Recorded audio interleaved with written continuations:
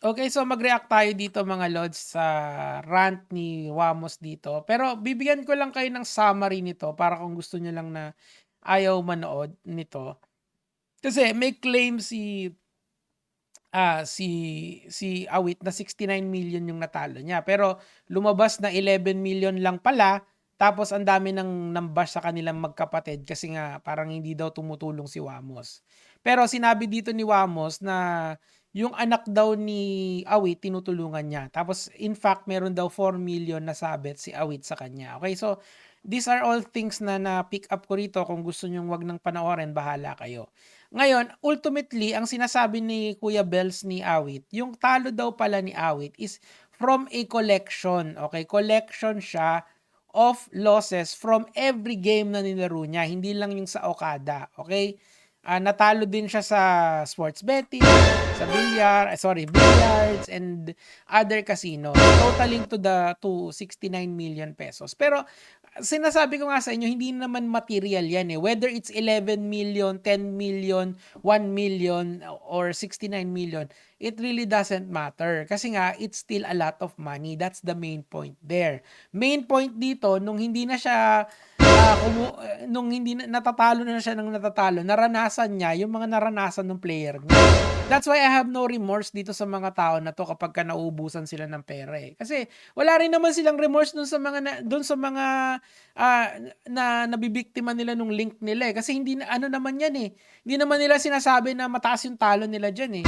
Hindi mo ako nung nagpo-promote ako niyan, lagi kong sinasabi sa inyo responsible gaming kasi nga hindi na ano naman yan eh, walang nananalo diyan ng totoo. Kung maglalaro kayo for entertainment purposes lang. Pero ako tinigil ko na rin kasi nakakaawa yung isa na hindi magiging responsable eh.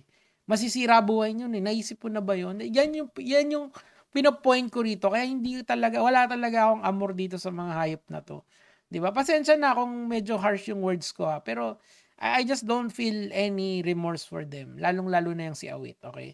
Kasi dami-dami niya ng pera tapos naubusan, magbabago ako, tingnan niyo nagbabago na ako, oo, dapat dati mo pang inisip 'yan, putya nasa roro ka na ng tagumpay, eh. Like, how much money do you need in life? Like ako 'pag if I have like yung pera niya siguro I'll live comfortably, pero magpo-post pa rin ako dito kasi I really like imparting what I know in my head. And this is what we're going to do today. So that is the summary ha, and yun na rin yung commentary ko doon sa mga sinasabi nitong magkapatid na 'to.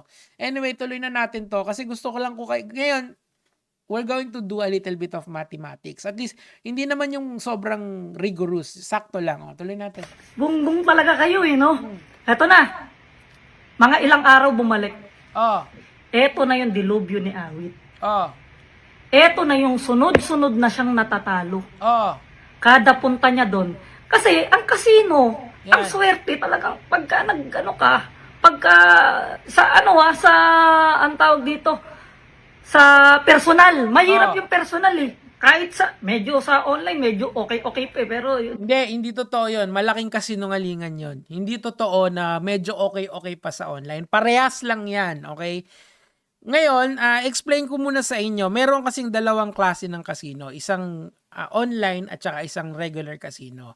Yung regular casino, we call that brick and mortar casino kasi it's made from brick and mortar, 'di ba? Asfalto or or semento, sorry. So, 'yan. So meron, and then yung online which is yung pinopromote nila. Now, sinasabi kong hindi totoo 'yon na medyo okay pa ang online kasi parehas lang naman 'yan ng casino ng odds dapat. Kasi 'yun ang basihan ng lahat ng casino, yung odds to win ng house and house versus yung mga player. Yun ganun niyo siya iisipin eh. So, nung araw, ang tawag namin sa mga naglalaro sa casino are live players. Okay, live, 'di ba? Live. Tapos yung isa naman is online, okay? For this, since ano yan, jargon yan, parang yung live and online, mas maganda siguro kung ang tawag na lang natin is regular casino, which is the casino, and then yung online casino, OC. Okay, so ngayon, halimbawa, naglalaro tayo ng baccarat. Alam niyo naman siguro yung baccarat, Lucky Nine sa mga hindi nagpupunta ng casino. Ang baccarat, ang ang sabi diyan, mayroong lamang ng konting-konti yung bunker, okay? Player bunker, tapos sabay ang isa is draw, 'di ba? So these are the three outcomes na pwede mong makuha sa baccarat, okay? Ang kung natatanda hindi, eto hindi ko too sure kung ano yung odds nito, pero this is the closest that I can remember. Sa player is around 49.8, tapos sa bunker naman 49.9.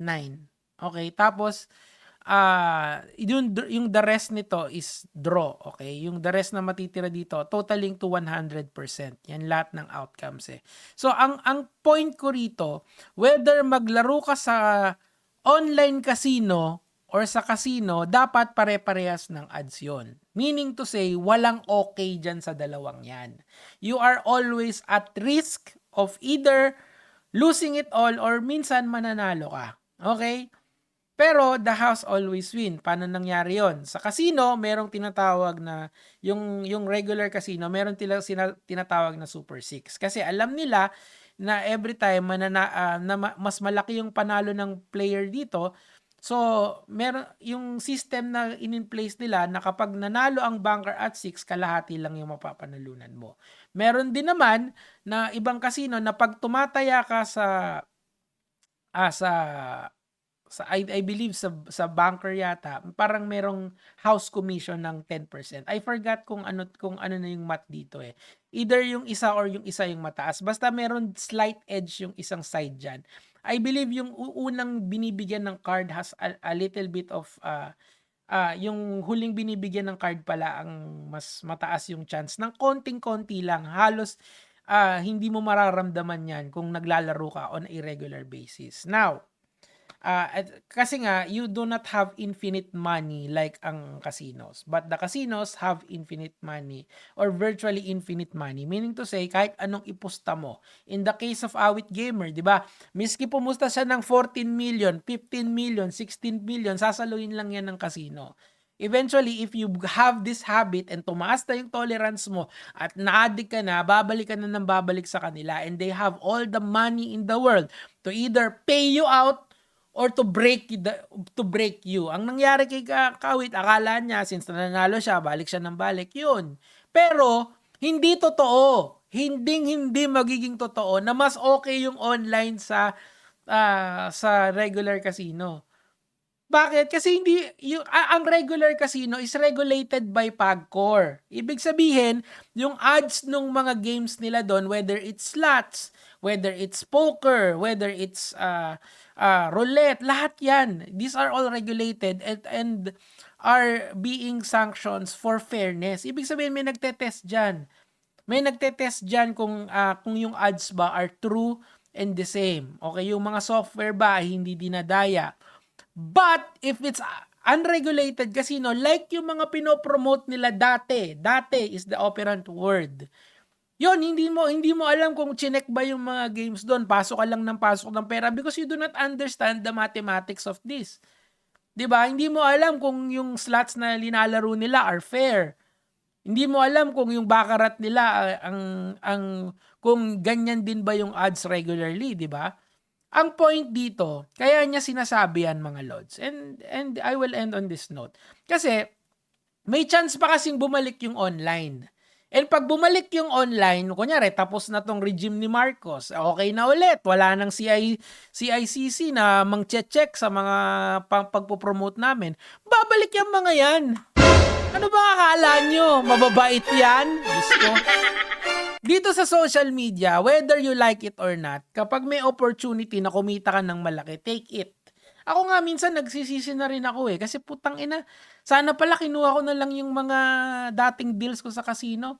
Kasi, look, nababash din ako for having my past life, explain na nagiging, na sinasabi ko sa inyo yung dangers ng casino, at kung bakit hindi ko siya tinake. Tapos, ngayon, ngayon, parang hindi ako pwede magsalita kasi eto ako dati. Parang wala akong chance na baguhin yung position ko. What the fuck? Yung mga galit sa akin. Come on, man. Hindi ba dapat ako yung mas papakinggan nyo rito? Kasi alam ko yung, bukod sa may experience ako sa ganito, Alam ko din yung mathematics, alam ko din yung psychology, what the fuck? Tapos sino pakinggan nyo? Si Awit, si etong si Wamos, oo, sasabihin niya, mas okay sa online talaga. Malamang, kasi pagka wala na yung ganitong pressure from the government, pwede na ulit mag-promote ng scatter, pwede na ulit mag-promote ng online sabong, pwede na ulit mag-promote ng sports booking, babalik yung mga yan. Ano bang akala nyo? Mababait yung mga yan? Siguro, mababait sila. Pero, pagka may chance kumita ng pera at wala halos repercussions, gagawin niya ng mga influencer. Come on. This is the reality of things. Yun lang naman po yung sa akin for today. Gege mga lod.